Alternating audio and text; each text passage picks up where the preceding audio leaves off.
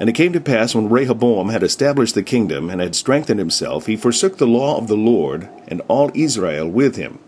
And it came to pass, that in the 5th year of King Rehoboam, Shishak king of Egypt came up against Jerusalem, because they had transgressed against the Lord, with 1,200 chariots and threescore horsemen.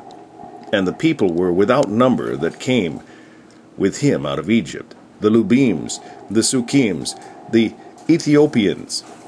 And he took the fenced cities which pertained to Judah, and came to Jerusalem. Then came Shemaiah, the prophet of Rehoboam, and to the princes of Judah that were gathered together at Jerusalem because of Shishak, and said unto them, Thus saith the Lord, Ye have forsaken me, and therefore have I also left you in the hand of Shishak.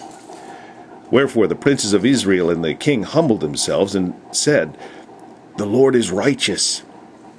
And when the Lord saw that they humbled themselves, the word of the Lord came to Shemaiah, saying, They have humbled themselves. Therefore I will not destroy them, but I will grant them some deliverance, and my wrath shall not be poured out upon Jerusalem by the hand of Shishak. Nevertheless they shall be his servants, that they may know my service, and the service of the kingdoms of the countries. So Shishak king of Egypt came up against Jerusalem, and took away the treasures of the house of the Lord, and the treasures of the king's house. He took all. He carried away also the shields of gold which Solomon had made, instead of which King Rehoboam made shields of brass, and committed them to the hands of the chief of the guard that kept the entrance of the king's house.